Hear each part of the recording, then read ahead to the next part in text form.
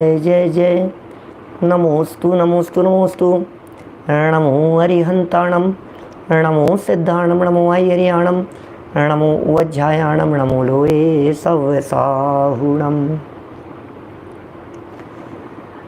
ओकारं बिंदु संयुक्तं नित्यं ध्यायन्ति योगिनः, कामदं मोक्षदं चैव ओंकाराय नमो नमः। अविरल शब्द घनोग प्रक्षालित सकल भूतल मलकलंका, मुनिविरुपासित तीर्था सरस्वती हरतु नो दुरितान्। अज्ञानतिमिरान्धानां ज्ञानाञ्जन शलाकया चक्षुरुन्मिलितं येन तस्मै श्रीगुरुवे नमः। श्री परम गुरुवे नमः। परम्पराचार्य गुरुवे नमः। सकल कलुष विध्वंसकं श्रेयसां परिवर्धकं धर्म संबंधकं भव्य जीवं मनः प्रतिबोधकारकं पुण्य प्रकाशकं पाप प्रणाशकमिदं शास्त्रं श्री संयम प्रकाशनां ध्येयम्। अस्य मूल ग्रंथकर्तारय श्री सर्वज्ञ देवास, तदुत्तर ग्रंथकर्तारय श्री गणधर देवा प्रति गणधर देवास, तेषां वचनानुसारम् आसाद्य आचार्य श्री कुंद कुंदामनाय आचार्य सूर्य सागरेण वीक्षितं श्रोतारः सावधानतया शृण्वन्तु। मंगलम भगवान वीरो मंगलम गौतमो गणी, मंगलम कुंद कुंदाद्यो जैन धर्मोस्तु मंगलम। सर्वमंगल मांगल्यम सर्वकल्याणकारिकम प्रधानम सर्वधर्माणां जैनम जयतु शासनम। संयम प्रकाश नाम का यह ग्रंथ है। आचार्य सूर्य सागर जी महाराज साहब द्वारा लिखी गई यह सुंदर अनुपम रचना है। सम्यक दृष्टि जीवों के सम्यक्त्व के महात्म्य की चर्चा चल रही थी। कल के स्वाध्याय में हमने सम्यक दृष्टि ज्ञानी जीवों की महिमा को देखा था। सम्यक्त्वी जीव की महिमा ही कुछ विशेष हुआ करती है।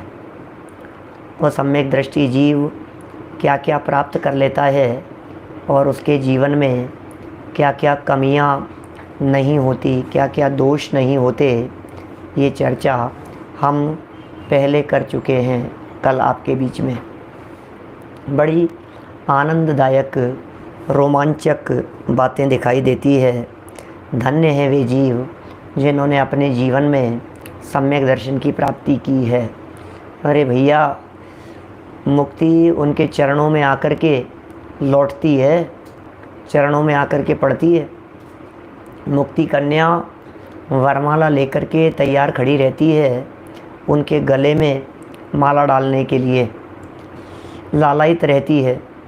वो अवसर जिसकी प्रत्येक आत्मार्थी जीव को तलाश थी, वो अवसर सम्यक दृष्टि ज्ञानियों के जीवन में स्पष्ट दिखाई देने लगता है। सम्यक दर्शन माने मुक्ति का हाईवे स्पष्ट दिखने लगा, मुक्ति रूपी महल दिखने लगा, ऐसा लगता है हमारे को। मोक्ष रूपी मंजिल की प्राप्ति कैसे हो सकती है, ये बात हमें थोड़ी थोड़ी समझ में आती है जनवाणी को देखने से, जनवाणी को पढ़ने से। सम्यक दर्शन की महिमा के संदर्भ में जितनी बातें कही जाए वो कम है। 6 डाला नामक लघु समयसार ग्रंथ, 6 डाला जो ग्रंथ है, उस 6 डाला की तीसरी ढाल तो मानो उस सम्यक दर्शन की महिमा बतलाने के लिए ही समर्पित हो। माने 6 डाला की तीसरी ढाल में सम्यक दृष्टि जीवों का ही वर्णन किया गया है।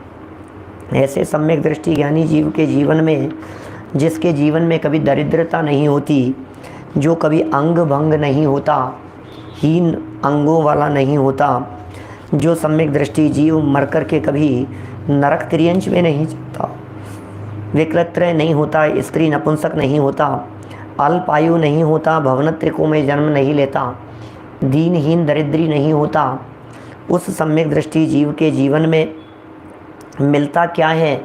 यश, समृद्धि, कीर्ति, धन, वैभव, प्रताप, कांति, उच्च कुलों में जन्म, बड़े बड़े प्रतापी ऐसे राजा महाराजाओं जैसे पद उसके चरणों में आकर के पड़ते हैं।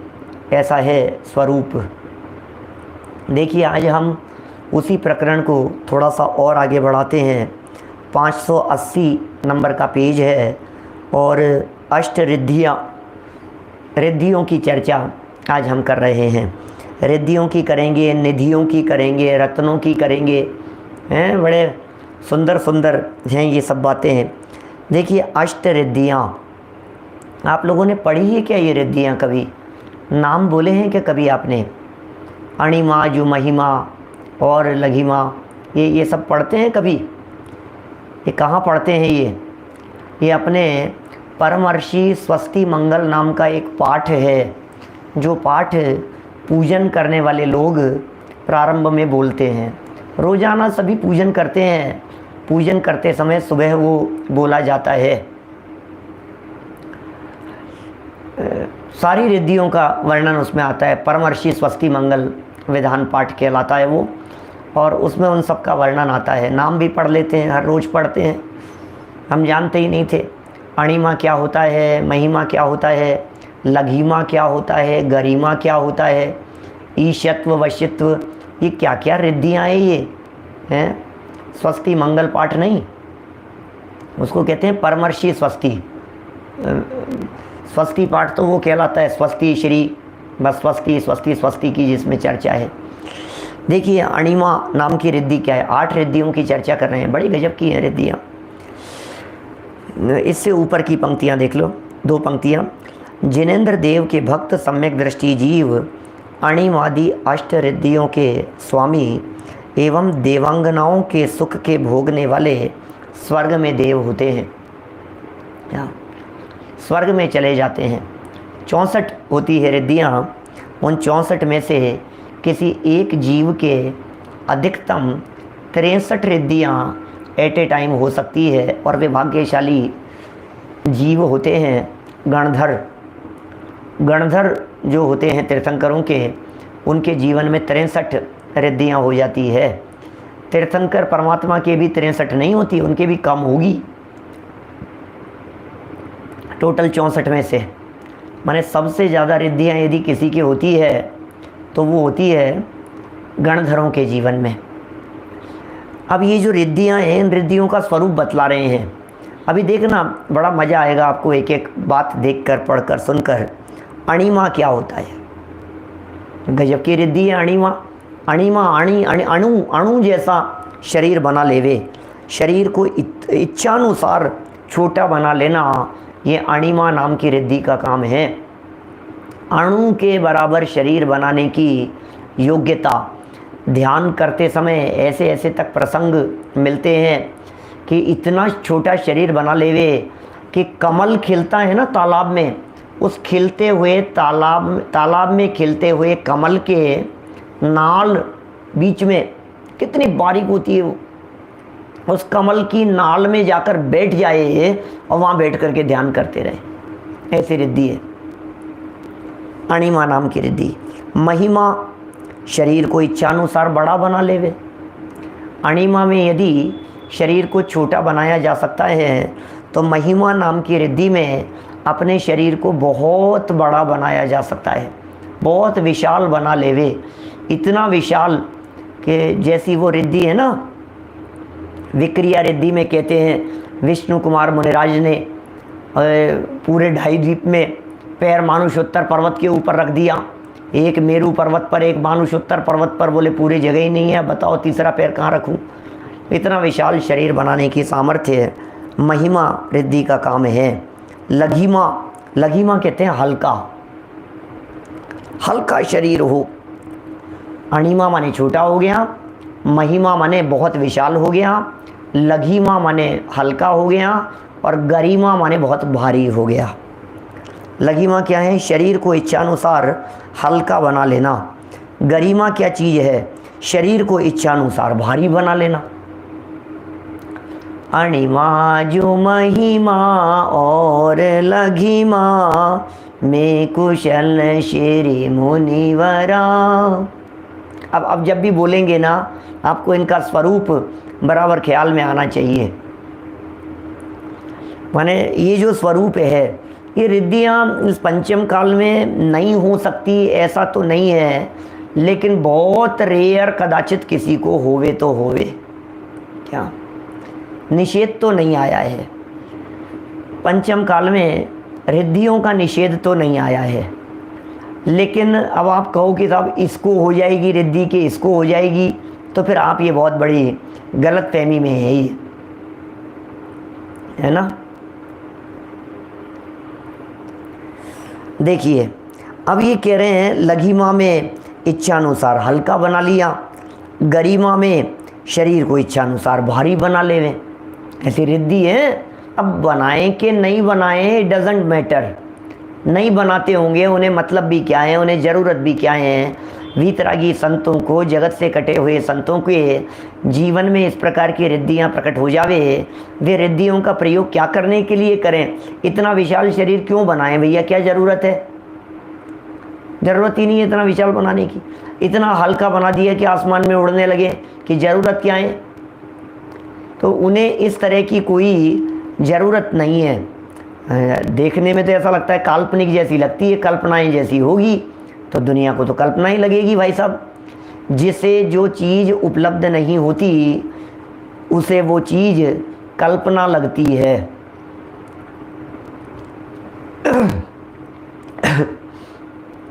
और जब वो प्राप्त हो जाती है जिन्हें, उन्हें वो लगता है इसमें क्या था, कोई कठिन थोड़ी ना काम था।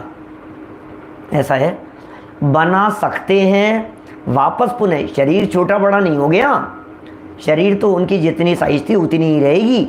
रिद्धि के प्रयोग से जो शरीर छोटा बना लिया या शरीर बड़ा बना लिया, वो कोई लाइफ टाइम के लिए नहीं बनता है, वो तो क्षण मात्र के लिए है, अंतर मुहूर्त मात्र के लिए है।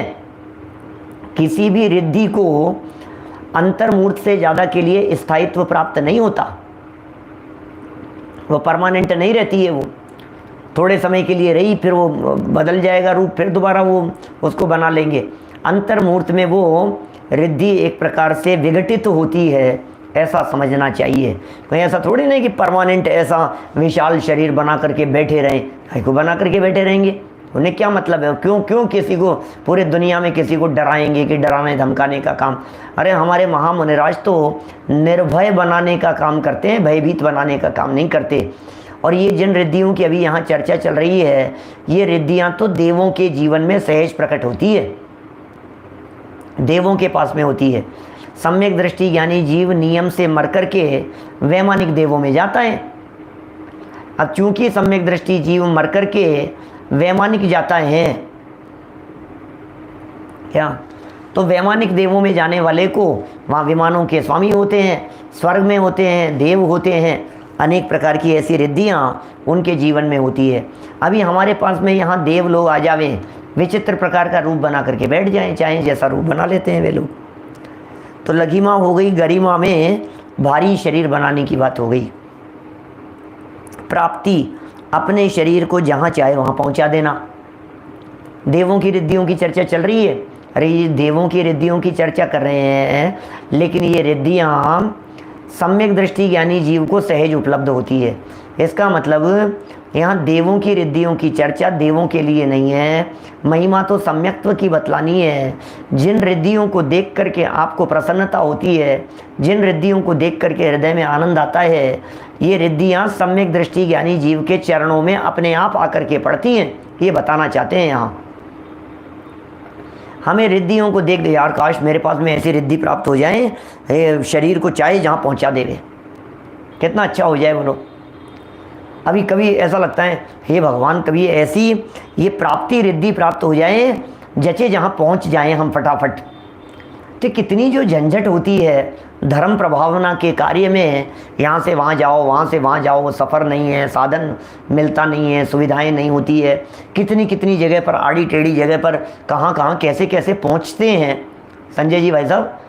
यहाँ से वहाँ चले जाओ, फिर वहाँ जा कर के वो पकड़ लो, फिर वहाँ से ट्रेन पकड़ो, फिर वहाँ से वो पकड़ो, फ्लाइट पकड़ो, फिर वहाँ जा कर के फिर जिस जगह पहुँचेंगे उस जगह से भी आपको फिर दूसरा साधन लो, फिर चेंज करो, फिर कहाँ कहाँ कैसे कैसे पहुँचते हैं। हर जगह पर साधन थोड़ी ना मिलता है।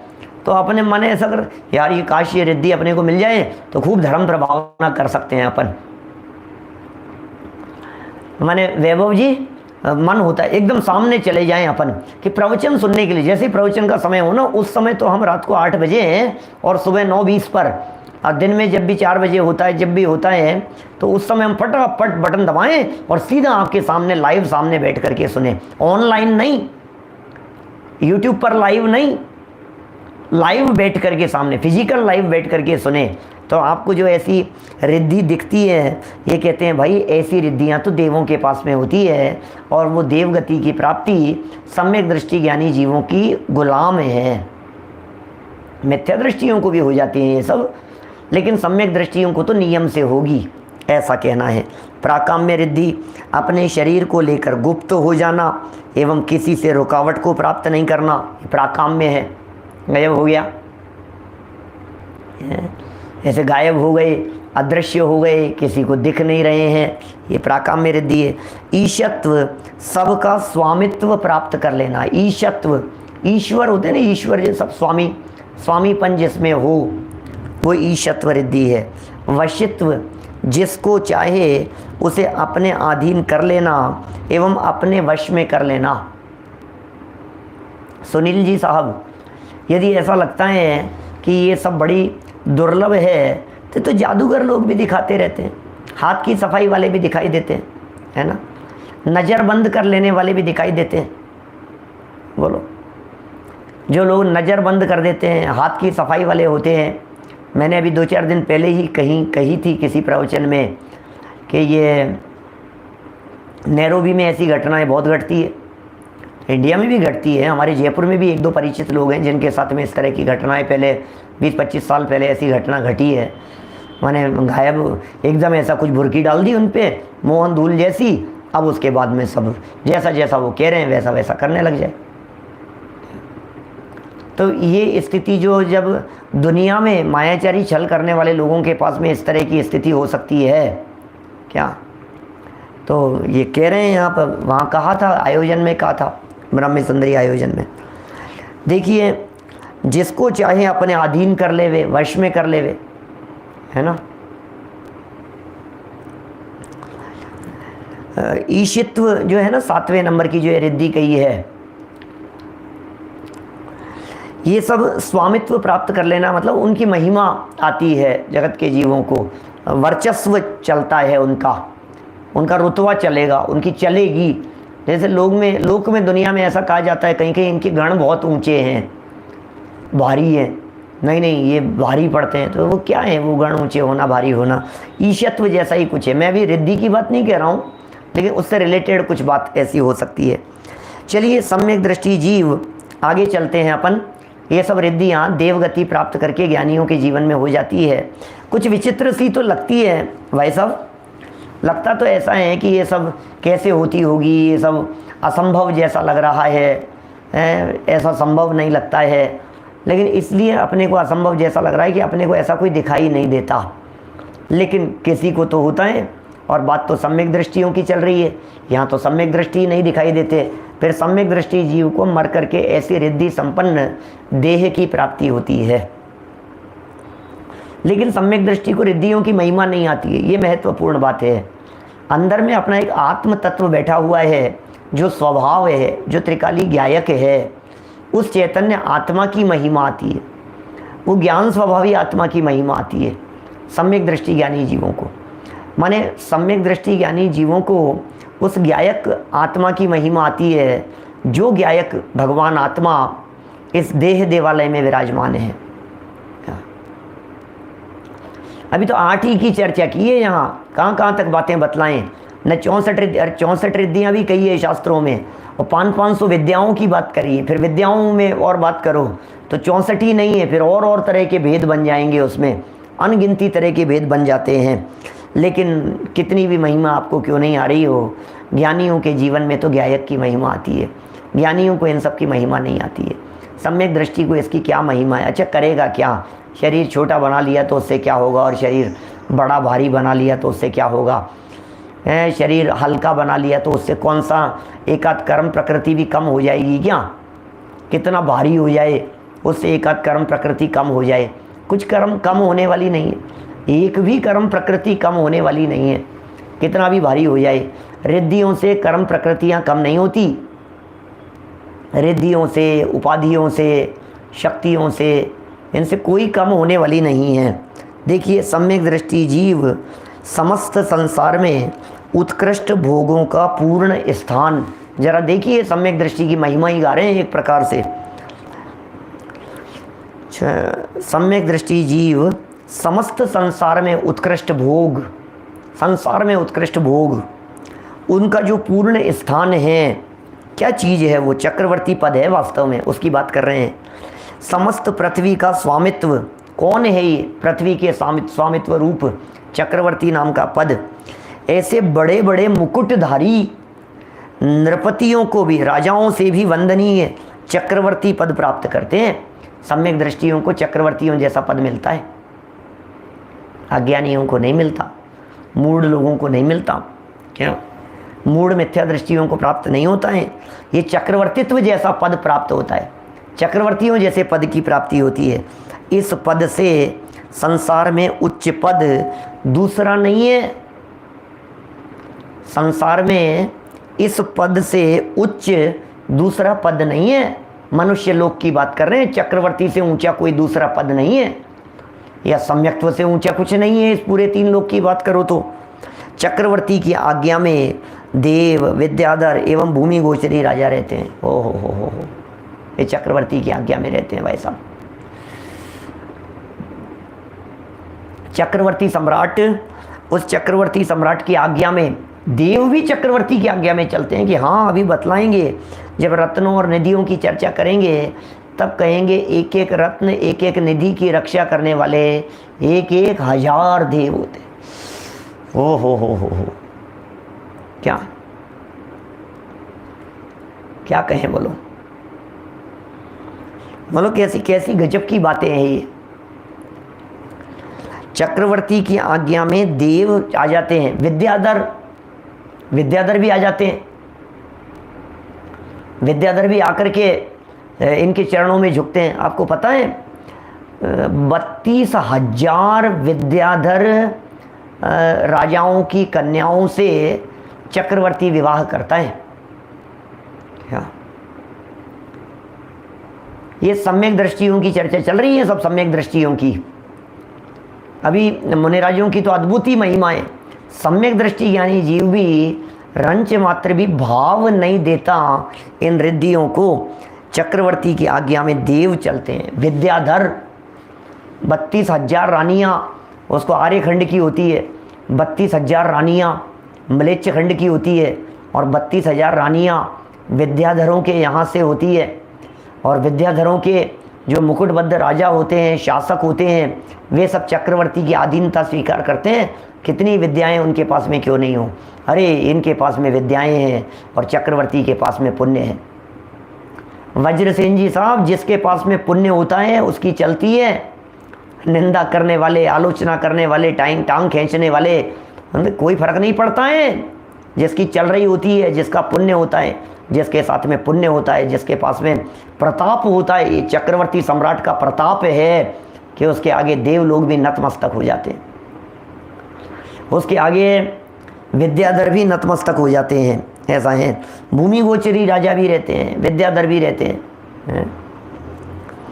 देखिए और लिखते हैं आगे, उनके 9 निधियाँ और 14 रत्न होते हैं। चक्रवर्ती के 9 निधियाँ हैं और 14 रत्न होते हैं, जिनकी 1,000 देवता रक्षा करते हैं। 1,000 देवता जिनकी रक्षा कर रहे होते हैं चक्रवर्ती की नहीं, चक्रवर्ती की निधियों की और चक्रवर्ती के 14 रत्न और 9 निधियों की, सबकी क्रम से 9 निधियों तथा 14 रत्नों के नाम तथा संक्षिप्त स्वरूप इस प्रकार हैं। थोड़ा थाम करके बैठिएगा। आदि जी साहब, सनमती जी, ये 9 निधियाँ बता रहे हैं, निधियाँ क्या होती है और निधियों से क्या क्या काम होता है। और इतना ही नहीं, 14 रत्न कौन कौन से होते हैं, रत्न क्या क्या काम करते हैं। चक्रवर्ती की सेवा में खड़े रहने वाले, पड़े रहने वाले रत्न, तो देखो ऐसा भी कह सकता हूँ चक्रवर्तित्व की महिमा बतलाने वाला ये प्रकरण है। धर्मेंद्र जी साहब कोलारस से देखो जरा,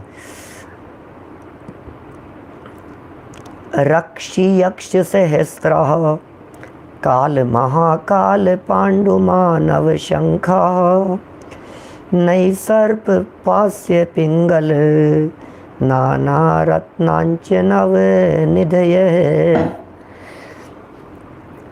ऋतु योग्य वस्तु भाजन धान्यायुध तूर्य हर्म्य वस्त्राणि आभरण वस्त्र निकरा ननु क्रमेण निधय प्रयच्छन्ति चक्रम छत्रमसिर्दंडो मणिश्चर्म च कांकणी गृहसेनापतिस्तक्षः पुरोधोष्व गजा स्त्रियः।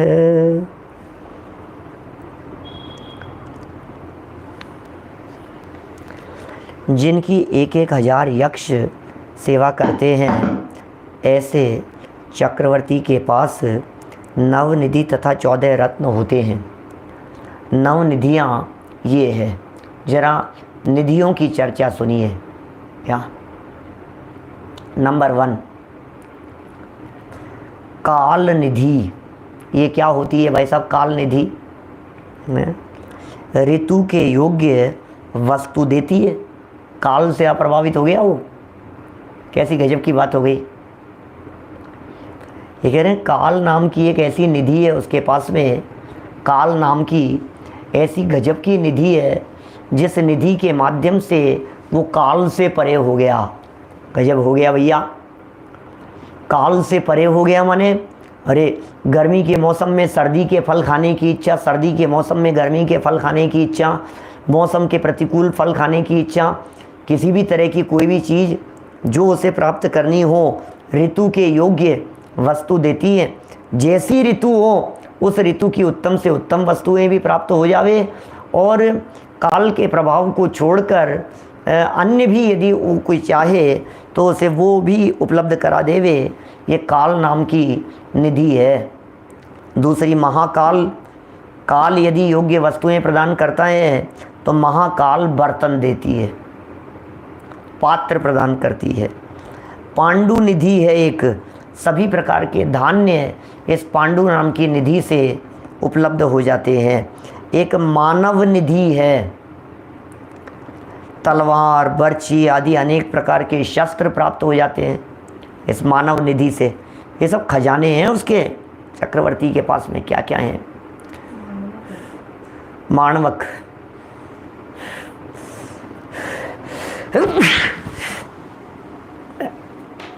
कल परसों बोला था ना मैंने, काल महाकाल माणवक इस तरह की रिद्धियाँ। शंख निधि अनेक प्रकार के वादित्रों को देती है। शंख क्या काम करता है?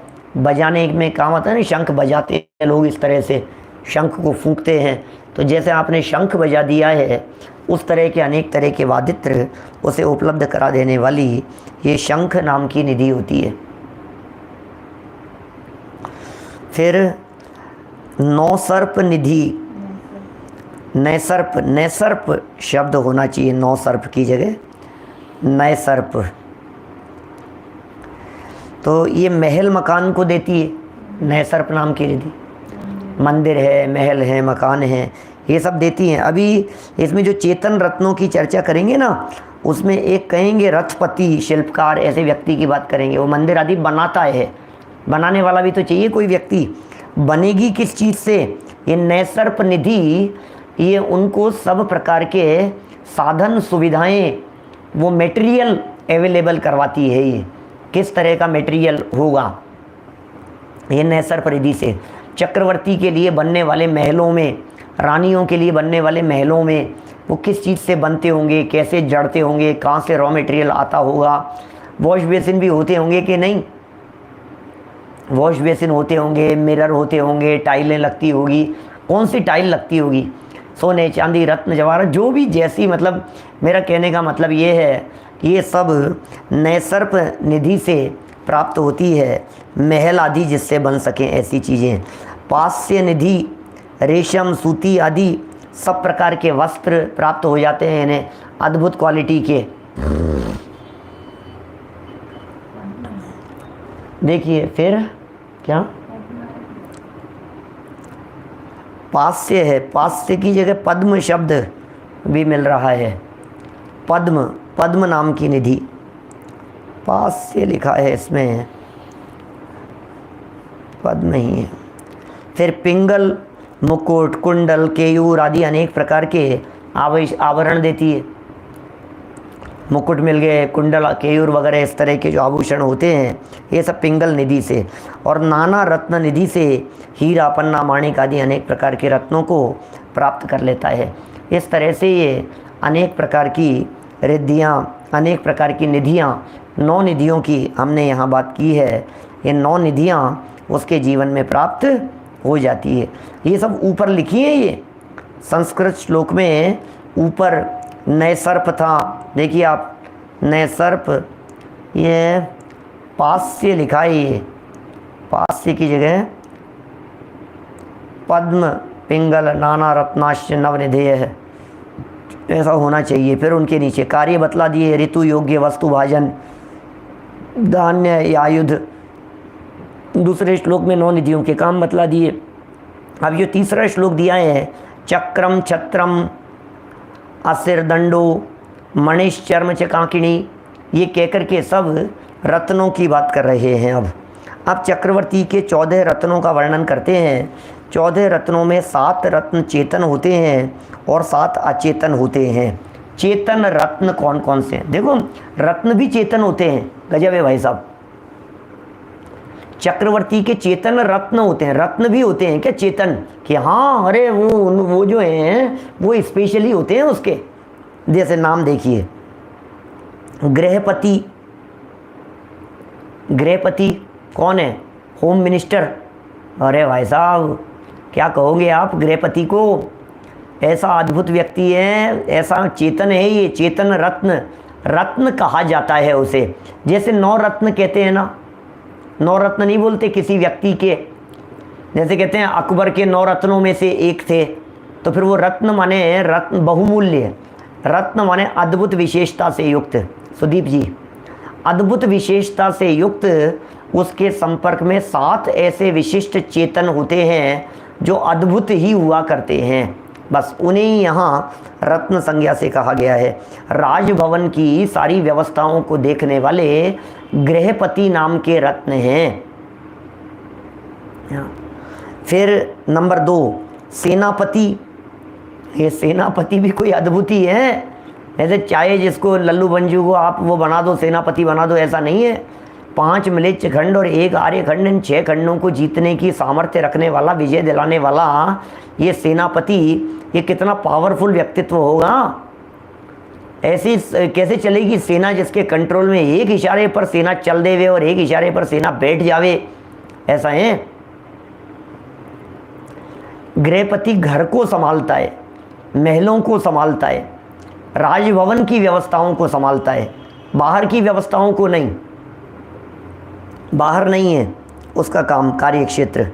सेनापति का काम 6 खंड को जीतने के समय विशेष काम करता है, बाकी तो फिर प्रमुख है ही सेना का प्रमुख है, वो सर्वोच्च है वो सेना में। इसी तरह से तीसरे नंबर पर एक शिल्पकार कह करके पुकारा है। ये शिल्पकार कौन? ये शिल्पकार होता है, इसे दूसरे स्थानों पर रथपति वगैरह भी कहते हैं। शिल्प का काम करता है, महल किस तरह के, किस कारीगरी के बनेंगे, समझिए आप,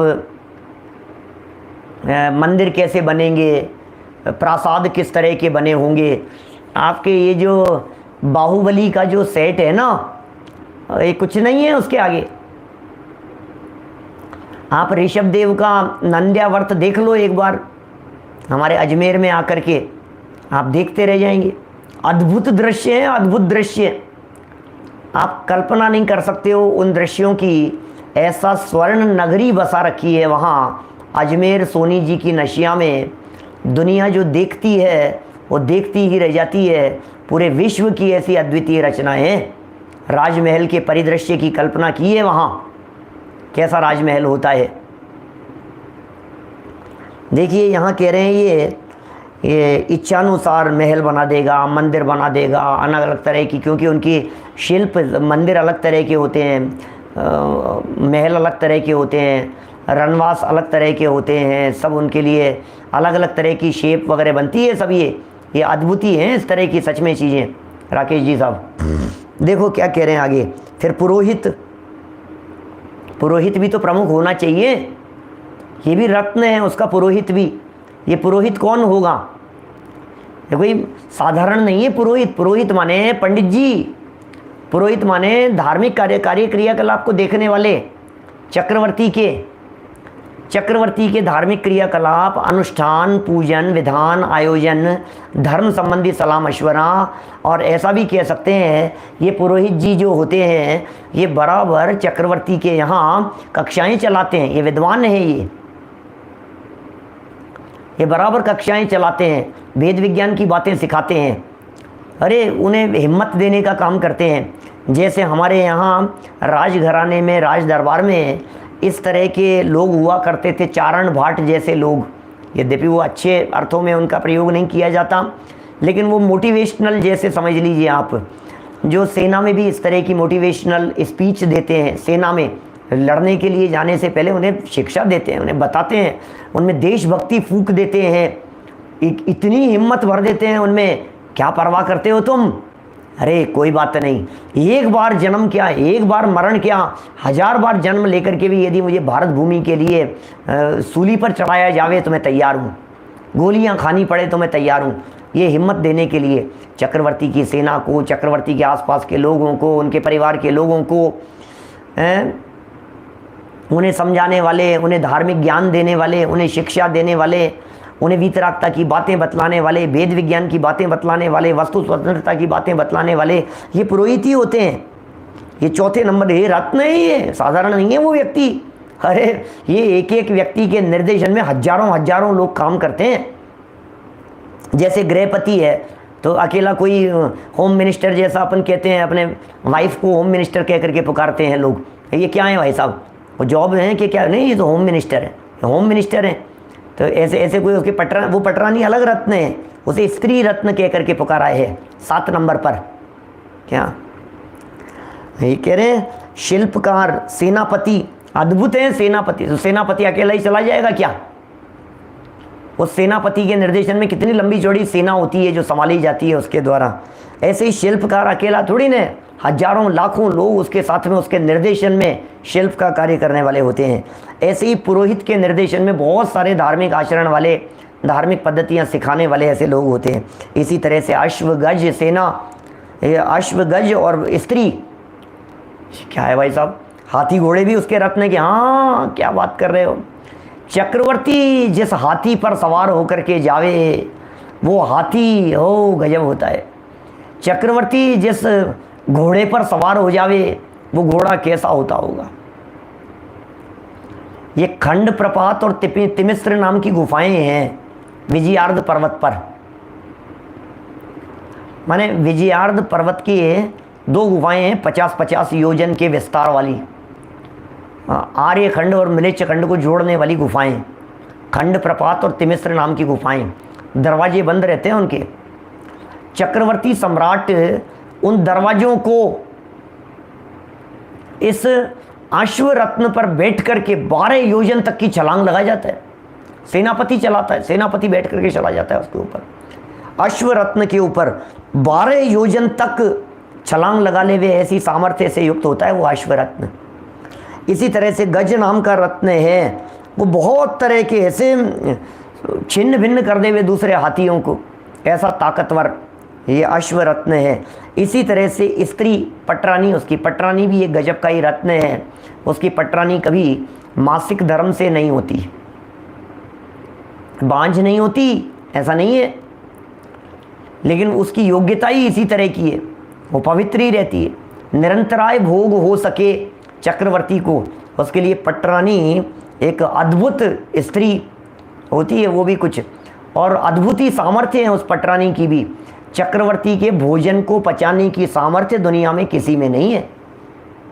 चक्रवर्ती के भोजन को कौन पचाए, ऐसी ताकत किसके पास में होवे? और किसी के पास में नहीं है इस तरह की ताकत जो चक्रवर्ती के लिए बनने वाली खीर और भोजन को ग्रहण कर सके। एक पावरफुल लेडी है उसकी लाइफ में, उसके साथ में पूरे साम्राज्य में 6 खंड के अंदर सिर्फ वन लेडी, नाम उसका पटरानी, पद है उसका, पटरानी है वो। एक ग्लास भोजन ले सके बस, वो पटरानी एक ग्लास को पचा सकती है, बाकी को नहीं। बाकी तो यदि कोई उसको ऐसे टच करके भी, यदि ऐसे उंगली लगे, टच भी हो गया ना, यदि टच क्या कहेंगे, तो उसके पेचिस के रोग हो जाए, ऐसे ऐसे आते बाहर आ जाए उसकी। दुनिया में कोई व्यक्ति यदि उसके भोजन को इस तरह से ग्रहण कर लेवे तो ये सिर्फ पटरानी की बस की बात है। इन सब की 1,000 देव अर्थात इन सातों की 7,000 देव रक्षा करते हैं। ऊपर जो 9 रत्न कहे थे उन 9 रत्नों की भी रक्षा करने वाले एक देव होते हैं। इन चेतन रत्नों की भी 1,000 रक्षा करते हैं देव। और इसमें भी जो अंतिम पटरानी है, इस पटरानी के लिए तो कहाँ है, 16,000 देव रक्षा करते हैं उस पटरानी की। कैसा वैभव होता होगा, अद्भुत ही है ना। लेकिन चक्रवर्ती को इन सब चीज़ों की महिमा नहीं आती। हाँ होगा, आपको पता है शांतिनाथ स्वामी के आयुधशाला में चक्र रत्न प्रकट हो गया था, तो चक्र रत्न के पास में गए नहीं वे देव पुनीत चक्र रत्न, उनकी बातें सुन करके आयुधशाला से उठाकर इंद्र के माध्यम से राज दरबार में ले आया गया। कौन जाए उस चक्र रत्न के पास में, मैं जाऊंगा उसकी सेवा करने के लिए, पूजा करने के लिए, है कुछ नहीं करना है, दूर हटो पर कृत परिणाम, ऐसा है। 7 अचेतन रत्न अग्र लिखित होते हैं, आगे भी लिखे जाते हैं, जो 7 प्रकार के अचेतन रत्न हैं। जरा सुनो, चेतन रत्नों को सुन लिया, अब अचेतन रत्नों के बारे में सुनो। ये अचेतन रत्न कैसे कैसे होते हैं। हो चक्र छत्र असी दंड मणि, धर्म नहीं है, चर्म है, सुधार लेना अपनी अपनी पुस्तकों में। कांकिणी रत्न, ये 7 अचेतन हैं। ओहो क्या बताएं भाई साहब, अद्भुत ही है इनकी सामर्थ्य। चक्र रत्न बैरियों का मद मर्दन कर देता है ये चक्र रत्न, उसके पास में ऐसा चक्र रत्न है, चक्र चलाने की ज़रूरत नहीं पड़ती, लेकिन उस चक्र की सामर्थ्य ही ऐसी अद्भुत अपूर्व हुआ करती है कि उस चक्र रत्न को देखने मात्र से ही बैरियों के छक्के छूट जाते हैं। ऐसा रत्न है चक्र रत्न। छत्र रत्न है एक है चक्र, एक है छत्र, बहुत विशाल छत्र होते हैं ऊपर। और ये छत्र क्या काम करते हैं, धूप से बचाते हैं, बरसात से बचाते हैं, ओलों से बचाते हैं, इन सब चीज़ों से बचाते हैं। छत्र हो गए, छत्र नाम का रत्न। फिर 80 तलवार, अद्भुत तलवार होती होगी, चित्त प्रसन्न रहता है उस तलवार को देख देख करके, प्रसन्न रखने का काम करती है। क्षत्रिय को तलवार बहुत प्रिय हुआ करती है, और उसकी तलवार चक्रवर्ती की तलवार, चक्रवर्ती के अतिरिक्त अन्य कोई व्यक्ति उठा नहीं सकता, ऐसी सामर्थ्यशाली देव पुनीत हुआ करती है। नहीं है ऐसे अद्भुत रत्न ये सब। दंड रत्न, ये दंड रत्न क्या काम करता है, भूमि को निर्मल बना देने का काम करता है। दूर दूर तक भूमि निर्मल बन जाए, जहाँ खड़े हो जाए वहाँ। मणि नाम के रत्न है, ये मणि रत्न क्या काम करता है, ये मणि रत्न अंधकार वगैरह को दूर करने के काम करते हैं। मणि, जैसे अंधेरे में प्रकाश का काम कैसे होगा, सूर्य चंद्रमाओं जैसा प्रकाश जिस रत्न के माध्यम से होता हो उसका नाम है मणि रत्न। एक है चर्म रत्न, ये चर्म रत्न क्या है, ये धर्म लिखा है यहाँ, धर्म को चर्म कर लिया ना आप लोगों ने, धर्म शब्द गलत छप गया है क्या, पीछे देखिए आप 581 नंबर पेज पर चर्म शब्द दिया हुआ है। चक्रम छत्रम असिरदंडो मणिश्चर्म, मणिश्चर्म, मणि चर्म च काकिणी, मिल गया। मणिश्चर्म तीसरे श्लोक की पहली लाइन में वहाँ चर्म शब्द दिया हुआ था। अभी तो छपने में गलतियाँ रह जाती है, नहीं अपन सावधानी पूर्वक यदि उनको पढ़ो तो अपन उनके अर्थ लगा लो और समझ लो कि भैया ये गलत छप गया है, उसको सुधार लो, और क्या कर सकते हैं अपन। आगे भविष्य में कभी सुधरें तो उनको सुधार लिया जाए, देख लिया जाए, उनको दोबारा छपे तो। चर्म नाम का रत्न क्या काम करता है? ये कैसा रत्न है? बोले चर्म नाम का एक ऐसा रत्न होता है उसकी लाइफ में, चक्रवर्ती के पास में। चक्रवर्ती की तो सामर्थ्य ऐसी होती है कि वो कितना भी चल ले वे, कितना भी चढ़ ले वे, उसकी तो पावर ही कुछ और की है, अद्भुत है। तो अभी ये चर्म नाम का रत्न चक्रवर्ती के पास होता है। इस रत्न के सहयोग से उस चक्रवर्ती की जो सेना वगैरह हैं, सिपाही हैं, पैदल चलने वाले हैं, ऐसे सब लोग इस चर्म नामक रत्न के सहयोग से नदियां पार कर लेते हैं। गंगा सिंधु नदियां पार करनी पड़ेगी ना, गंगा और सिंधु नाम की दो विशाल महानदियां हैं, ये पार करा देते हैं। नदियां पार करा देवे, पहाड़ पार करा देवे, थकान नहीं होने देवे, परेशान नहीं होने देवे, उनको मार्ग में दुखी नहीं होने देवे। चर्म नाम का एक रत्न है। अरे चिंता मत करो, हमारे पास में ऐसी, अकेला नहीं कर सकते हैं कोई, किसी सेना के सिपाही की ताकत नहीं है कि वो 6 खंड की फेरी लगा करके आ जावे, चक्कर लगा करके आ जावे। ये रत्न का काम है, और रत्न की रक्षा करने वाले 1000 देव हैं। अद्भुत निधि है ये सब। इसी तरह से एक और रत्न है, अंतिम 14वां रत्न, जिसे कांकिणी नाम का रत्न कहा गया था। ये कांकिणी नाम का जो रत्न है, ये रत्न कहते हैं जब चक्रवर्ती 6 खंड को जीत लेने के बाद जब वृषभाचल पर्वत के ऊपर अपना नाम लिखने के लिए जाता है, तो स्पेशल इस कांकिणी नाम के रत्न से वो उस चीज़ को लिख पाता है। कुछ अद्भुत अजब गजब की ही चीज़ है ये, रत्न है उसका, उसकी शोभाएँ हैं। ये 7 अचेतन हैं। मैं समझता हूँ 8 रिद्धियों की चर्चा जो देवों के जीवन में होती है वो हमने बताई, सम्यक दृष्टियों के जीवन में प्रकट हो जाती हैं। 9 निधियों की हमने चर्चा की, 7 प्रकार की अचेतन रिद्धियाँ बतलाई, 7 प्रकार के अचेतन रत्न और 7 प्रकार के चेतन रत्न। ऐसे 14 रत्न सम्यक दृष्टियों को प्राप्त होंगे चक्रवर्ती के पास में। अनेक साधर्मी ऐसे होंगे जिन्होंने कभी जीवन में ये चक्रवर्ती के 14 रत्नों के नाम स्वरूप को कभी नहीं सुना होगा। देखिए, इस सम्यक दर्शन की विशुद्धि से, पैराग्राफ पढ़ते हैं थोड़ा सा। सम्यक दर्शन की विशुद्धि से यह जीव, वैसे तो चर्चा अपने को यहीं छोड़ देनी चाहिए, आज हमारे को नई चर्चा नहीं करनी चाहिए, चलो यहीं तक रखते हैं। इसके आगे जो है ना, तीर्थंकरों की चर्चा शुरू हो रही है। अभी तक जो चर्चा हुई है, बोले देव पद की प्राप्ति हो जाएगी, चक्रवर्ती पद की प्राप्ति हो जाएगी, ये बातें यहाँ तक कही गई है।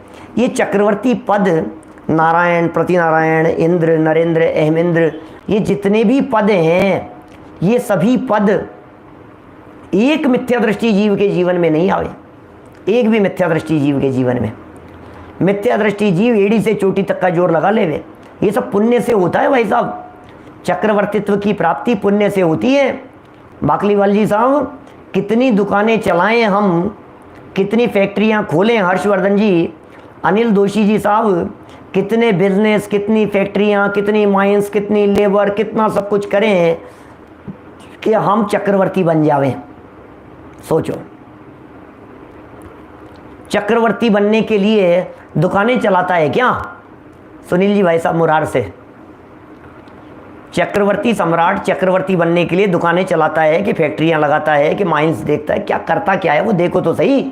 अरे भाई, पुण्य का योग होता है तो चक्र रत्न आकर के चरणों में पड़ता है और स्वयमेव 6 खंड की विभूति उनकी दास बन जाती है।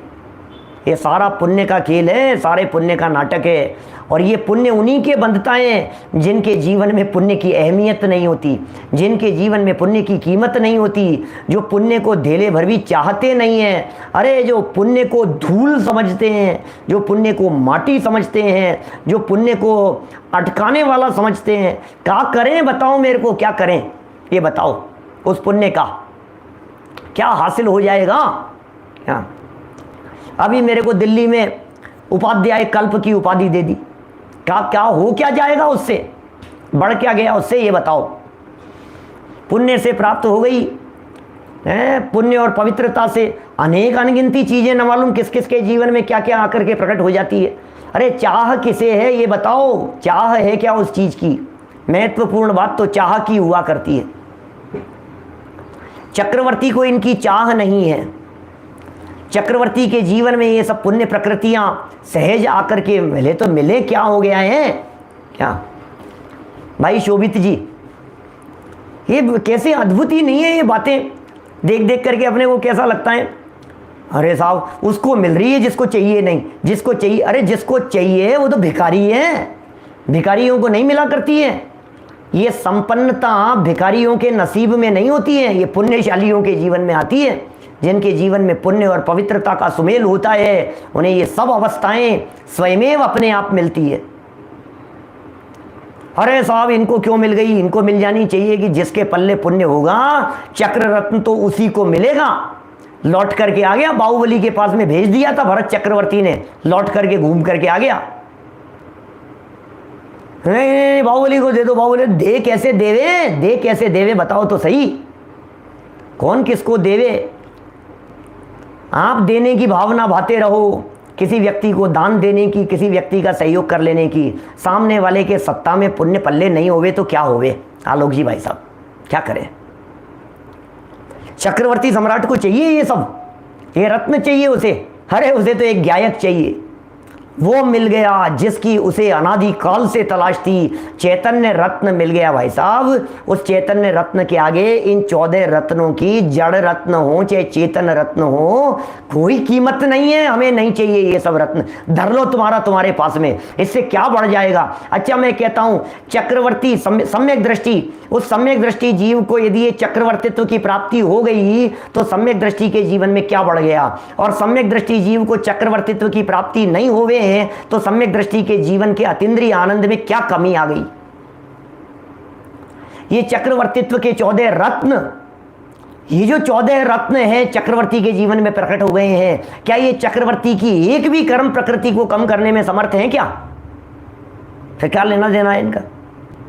अरे साहब चक्रवर्ती सम्राट आप तो बहुत भाग्यशाली हो, और इतने देव आपकी सेवा कर रहे हैं, बोले मुझे सेवा की जरूरत ही नहीं है। अरे चक्रवर्ती सम्राट आप तो बहुत भाग्यशाली हो, क्यों? आपके तो देखो ये सब चल रहा है, आपके जीवन में क्या क्या मिल रहा है, मेरे को चाहिए नहीं यार, मुझे क्या करना है ये बताओ। मुझे मेरा क्या है, भगवान आत्मा मिल गया, मुझे मुक्ति दिख रही है, तो मुझे इन अटकाने का काम कर रहे हो? या अटकाने का काम नहीं है, यहाँ तो सुलझने का मार्ग मिल गया है भाई साहब। ये जैन धर्म जो हमारे को मिल गया है, ये जो तत्व ज्ञान मिल गया है, इससे बढ़कर कोई चीज़ नहीं हो सकती है दुनिया में। गुरुदेव श्री का महान उपकार है, जिनकी कृपा से हमारे को ये तत्व ज्ञान, वेद विज्ञान की चर्चाएं खोल खोल करके जानने पढ़ने को मिल गई है। अब इससे ज़्यादा और बहुमूल्य चीज़ कौन किसको क्या दे सकता है? चक्रवर्ती की संपदा और इंद्र सरी के भोग, काग वीट सम गिनत हैं सम्यक दृष्टि लोग। सम्यक दृष्टि कुछ अलग ही होते हैं। सम्यक दृष्टि कौन सी मिट्टी के बने हुए होते हैं आपको पता नहीं है। सम्यक दृष्टियों की श्रद्धा कैसी होती है, सम्यक दृष्टियों का जीवन कैसा होता है, सम्यक दृष्टियों की अंतरंग पवित्रता कैसी होती है। ओहो गजब है भाई साहब, गजब है। पुण्य और पाप कर्म का, गुरुदेव श्री के जीवन को देख लो, पुण्य कितना था उनके पास में, और पाप कर्म का उदय दोनों ही, और दोनों को पचाने की सामर्थ्य ऐसे महापुरुषों में होती है। ऐसे अद्भुत है बातें। चलिए ये सब रिद्धियों की चर्चा हो गई, रत्नों की चर्चा हो गई, सब हो गया। कल करेंगे चक्रवर्ती ही छोड़ो, चक्रवर्ती से भी ऊपर एक और पद है, जिस पद का नाम है तीर्थंकर नाम का पद। ये तीर्थंकर जैसे पद भी, अरे मुक्ति भी जिनके चरणों में आकर के पड़ती हो, ऐसे सम्यक दृष्टि जीव की कुछ अपूर्व अद्भुत महिमा है। कुछ नई विशेषताओं को लेकर, नई महिमा को लेकर के कल चर्चा करेंगे आपके बीच में। अभी बात को यहीं विराम देते हैं कि कभी पाप कर्म का उदय आ जावे तो त्रिकाली ध्रुव का अवलंबन लेना, कभी तीव्र पुण्य का उदय हो तो अपने ज्ञायक स्वभाव से दूर नहीं होना, बस स्वभाव के अवलंबन के माध्यम से अपनी महिमा जानकर हम सब अनंत काल सिद्धालय में जाकर के बिताएं। इसी मंगल भावना से बात को यहीं विराम देता हूँ। जावाणी के ज्ञान ते सूझे लोकालोक, सोवाणी मस्तक नमो सदा देत हूँ ढोक, सदा देत हूँ ढोक। नमो हरि नमो सदा। नमो बुद्धाय नमो बुद्धाय।